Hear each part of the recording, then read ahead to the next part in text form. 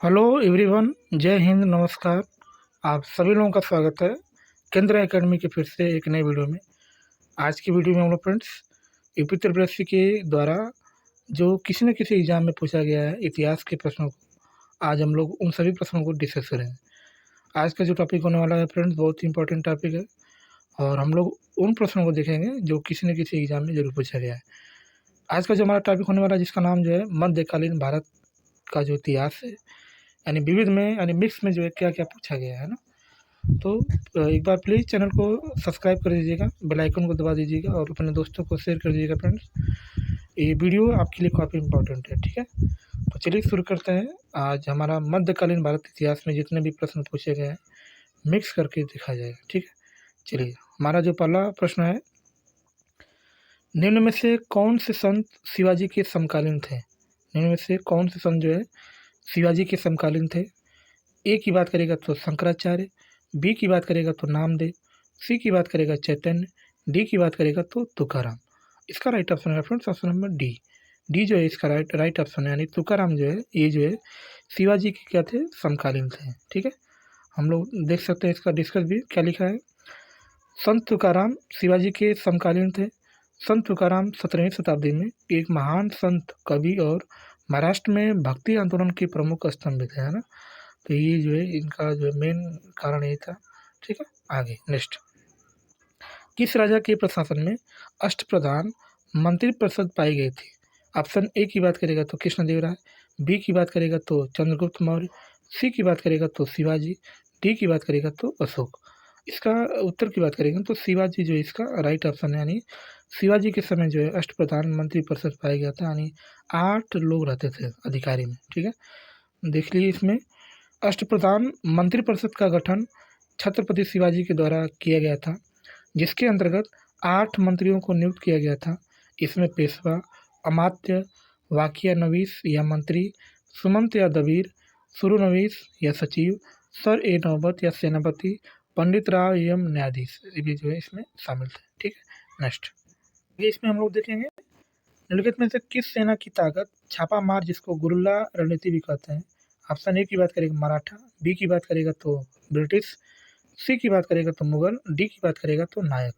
इसके उत्तर की बात करेंगे तो मराठा। मराठा में जो है गुरिल्ला युद्ध बहुत प्रसिद्ध था और ये शिवाजी का जो है उसमें शासनकाल था, ठीक है। आगे इसमें देखिए क्या लिखा है, मराठा सेना की ताकत छापामार जिसको गुरिल्ला रणनीति भी कहा जाता था। शिवाजी छापामार रणनीति में क्या थे, ये माहिर थे, ठीक है। आगे नेक्स्ट जो प्रश्न है, शिवाजी की मृत्यु के बाद मराठा राज्य में प्रभावित शक्ति के एक परिवार द्वारा संभाली गई थी, जिसने पेशवा के रूप में शिवाजी के उत्तराधिकारियों की सेवा की थी। ए की बात करेगा देशमुख, बी की बात करेगा चित्पावन ब्राह्मण, सी की बात करेगा कुंभी, डी की बात करेगा तो पाटिल। इसके राइट ऑप्शन की बात करेंगे तो बी जो इसका राइट ऑप्शन है, यानी चित्पावन ब्राह्मण जो है इसका क्या है, राइट ऑप्शन है, ठीक है। चलिए देख सकते हैं हम लोग इसका डिस्कस। शिवाजी की मृत्यु के बाद मराठा राज्य की शक्ति प्रभावी रूप से पेशवाओं के हाथ में आ गई। पेशवा चित्पावन ब्राह्मण परिवार से संबंधित थे, जिन्होंने शिवाजी के उत्तराधिकारी की जो है सेवा की थी, है ना। जिन्होंने क्या किया था, शिवाजी की उत्तराधिकारी का किया था, सेवा किया था, ठीक है। नेक्स्ट, शिवाजी की मृत्यु के बाद मराठा राज्य की प्रभावित शक्ति चित्पावन ब्राह्मणों के एक परिवार के पास थी, जिन्होंने शिवाजी के उत्तराधिकारियों के पेशवा या प्रधानमंत्री के रूप में सेवा दी थी। कौन सा शहर मराठा साम्राज्य की राजधानी बन गया? ए की बात करेगा तो नागपुर, बी की बात करेगा सतारा, सी की बात करेगा नासिक, डी की बात करेगा तो पूना। इसके उत्तर की बात करेंगे तो पूना जो है इसका राइट ऑप्शन है, यानी पुणे जो है इसका क्या है, राइट ऑप्शन है, ठीक है। हम लोग इसका डिस्कस भी देख सकते हैं क्या लिखा है। शिवाजी की मृत्यु के पश्चात मराठा राज्य में प्रभावित शक्ति चित्पावन ब्राह्मणों के एक परिवार के पास थी, जिन्होंने शिवाजी के उत्तराधिकारियों को पेशवा यानी प्रधानमंत्री के रूप में सेवा दी थी। इसके उपरांत पुनः शहर मराठा राज्य की राजधानी बन गया। प्रथम पेशवा के रूप में बालाजी विश्वनाथ को नियुक्त किया गया था। उसके बाद इनके पुत्र जो है बाजीराव प्रथम आए, फिर उसके बाद जो है बालाजी बाजीराव प्रथम आए, फिर उसके बाद बाजीराव द्वितीय आए और वहीं पर जो है इनका समाप्त हो गया, ठीक है। बाजीराव द्वितीय जो इसका अंतिम पेशवा थे, ठीक है। नेक्स्ट, आगे आगे जो हमारा नेक्स्ट प्रश्न है, निम्नलिखित में से मराठा साम्राज्य जो प्रमुख पेशवा है उसमें मिलान करना है कि कौन सा किससे रिलेटेड है। जैसे सिंधिया जो है किससे है, होलकर किससे है, गायकवाड़ किससे है, भोसले किससे है, इस सबको क्या करना है, मिलान करना है ना। तो इसमें हम लोग बात करेंगे, तो इसके उत्तर की बात करेंगे तो डी जो इसका राइट ऑप्शन है, यानी ऑप्शन नंबर डी जो इसका क्या है राइट ऑप्शन है। पहला का सी, दूसरा का ए, और तीसरा का डी, और चौथा का क्या है बी, यानी सी ए डी बी जो इसका राइट ऑप्शन है। इसमें हम लोग इसका चाहेंगे तो मिलान भी कर सकते हैं। क्या लिखा है इसमें, सिंधिया की बात करेंगे तो सिंधिया जो ये उज्जैन से रिलेटेड थे, होलकर की बात करेंगे तो ये इंदौर से थे, और गायकवाड़ की बात करेंगे तो ये बड़ौदा से, और भोसले की बात करेंगे तो ये कहाँ पर थे, ये नागपुर से रिलेटेड थे। ठीक है, नेक्स्ट इसमें इसका हम लोग डिस्कस भी दे सकते हैं। मराठा प्रमुखों का उनके क्षेत्रों के संबंध में मिलान निम्न है। इसमें क्या लिखा है, सिंधिया उज्जैन ग्वालियर, होलकर इंदौर, गायकवाड़ बड़ौदा, भोसले नागपुर। ठीक है, आगे नेक्स्ट जो प्रश्न है क्या लिखा है, भारत में प्रशासन करने वाले दिए गए शासकों का कालानुक्रम सही क्रम क्या है, शेरशाह सूरी, अकबर, अलाउद्दीन खिलजी, इल्तुतमिश। तो सबसे पहले इन चारों में मिलान करना है कि इनका कालानुक्रम क्या है ना। तो इसमें बात करेंगे तो इल्तुतमिश जो है, मतलब कि वो इसमें पहले आए थे। इन चार ऑप्शन की बात करेंगे, यानी चौथा। उसके बाद कौन कौन है, तो उसके बाद जो हमारा नेक्स्ट नंबर है अलाउद्दीन खिलजी का, फिर इसके बाद कौन है तो शेरशाह सूरी के बाद कौन है अकबर। तो इसके उत्तर की बात करेंगे तो ऑप्शन नंबर सी जो इसका राइट ऑप्शन है, यानी 4-3-2-1 जो इसका राइट ऑप्शन है। ठीक है, चलिए हम लोग इसका देख सकते हैं, इसका डिस्कस भी क्या लिखा है, शासक और इनका शासनकाल देखें। जैसे अभी हमने बताया था कि जो इल्तुतमिश है, इनका जो शासनकाल है सबसे पहले चारों ऑप्शन में आए थे, यानी 1211 से 1236 ईस्वी तक था। उसके बाद अलाउद्दीन खिलजी की बात करेंगे तो इनका जो शासनकाल है 1296 से 1314। शेरशाह सूरी की बात करेंगे तो 1540 से 1545, और अकबर की बात करेंगे तो 1556 से 1605। इसलिए ऑप्शन नंबर सी क्या है इसका राइट ऑप्शन है। ठीक है, नेक्स्ट की बात करेंगे, क्या लिखा है, बुरहानपुर में स्थित असीरगढ़ किला, जिसे दक्कन का दरवाजा के नाम से जाना जाता है, निम्नलिखित में से किस यदुवंशी अहीर राजा द्वारा बनाया गया था। ऑप्शन ए की बात करेंगे तो शिवदत्त अहीर, बी की बात करेगा तो ईश्वरसेन अहीर, सी की बात करेगा तो आशा अहीर, और डी की बात करेगा तो रुद्र सिंह अहीर। इसके उत्तर की बात करेंगे तो आशा अहीर जो इसका राइट ऑप्शन है, यानी दक्कन का दरवाज़ा जो है इसको जो है आशा अहीर ने जो है इसको बनाया था। ठीक है, चलिए हम लोग इसका देख सकते हैं, इसका डिस्कस भी क्या लिखा है, बुरहानपुर में स्थित असीरगढ़ किला, जिसे दक्कन का दरवाज़ा के नाम से जाना जाता है, यदुवंशी अहीर राजा आशा अहीर द्वारा जो है बनवाया गया था। ठीक है, नेक्स्ट वर्ष में गोविंद सिंह ने बैसाखी दिवस के आनंदपुर साहिब में सिखों की सामान्य बैठक बुलाई थी तथा खालसा की नींव रखी थी, यानी कब रखी थी। तो इसमें दिया ऑप्शन क्या लिखा है, तो ऑप्शन ए लिखा है 1689, बी लिखा है 1684, सी लिखा है 1691, डी लिखा है 1702। तो फ्रेंड्स इसको जो है यूपी तरफ से ने स्टार लगा के छोड़ दिया था, क्योंकि इस चार ऑप्शन में कोई नहीं मिला था। ठीक है ना, तो इसको हम लोग देख सकते हैं।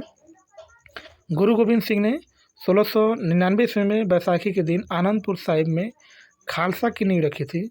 इस मत में दीक्षित प्रत्येक व्यक्ति को पंच ककार अर्थात केस, कंघा, कड़ा, कच्छा और कृपाण धारण करने की शपथ लेनी पड़ती थी, तथा पुरुषों के नाम के अंत में सिंह तथा महिलाओं के नाम में कौर उपाधि दी जाती थी। अतः दिए गए विकल्पों में से कोई भी उत्तर सही नहीं है, इसलिए यूपी त्रिवेशी ने इसको क्या कर देता, स्टार लगाता है और सबको समान अंक दिया था। ठीक है, नेक्स्ट चलिए नेक्स्ट जो प्रश्न है, इसमें सूची 1 को सूची 2 से मिलान करना है तथा सूचियों के नीचे दिए गए कोड का प्रयोग करके सही उत्तर चुनना है। एक और जो युद्ध दिया है और एक और जो है उनका वर्ष दिया है कि कौन सा युद्ध कब हुआ था। ठीक है, चलिए इसमें ऑप्शन पानीपत के प्रथम युद्ध की बात करेंगे तो पानीपत का प्रथम युद्ध जो है 1526 ईस्वी में हुआ था। प्लासी के युद्ध की बात करेंगे तो प्लासी का युद्ध जो है 1757 ईस्वी में हुआ था। हल्दी घाटी के युद्ध की बात करेंगे तो इसका जो युद्ध हुआ था 1576 ईस्वी में हुआ था।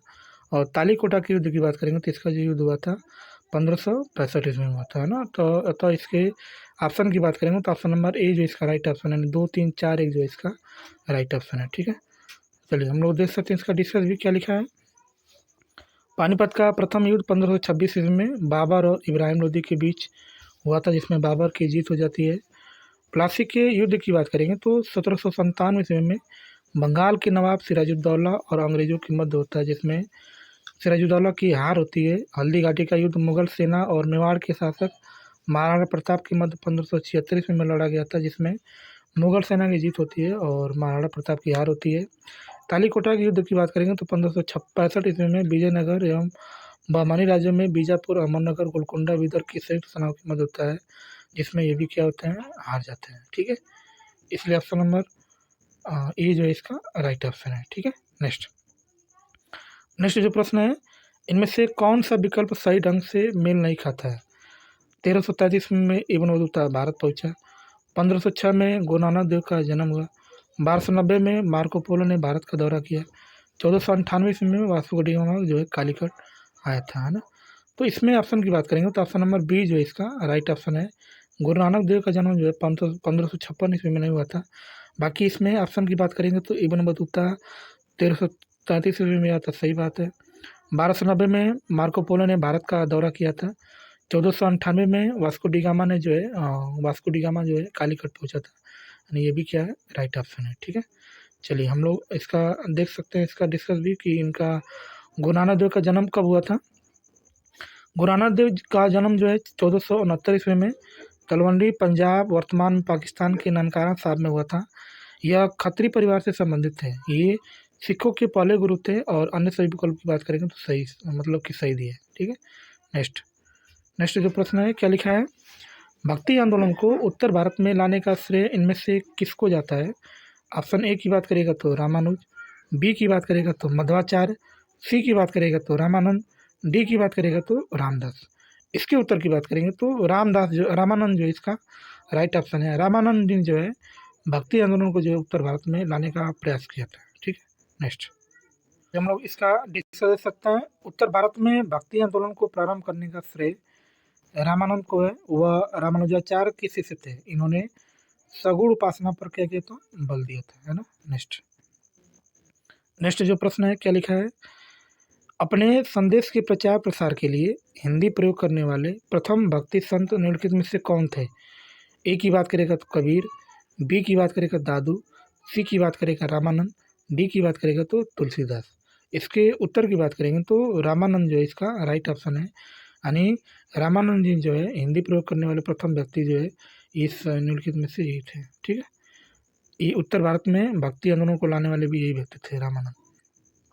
दिए गए विकल्पों में स्वामी रामानंद ऐसे प्रथम व्यक्ति संत थे जिन्होंने अपने संदेश के प्रचार प्रसार के लिए हिंदी भाषा का भी क्या किया था, इन्होंने प्रयोग किया था। ठीक है, नेक्स्ट की बात करेंगे तो आगे जो इसमें नेक्स्ट प्रश्न है, किस सिख गुरु ने आदि ग्रंथ संकलित किया है?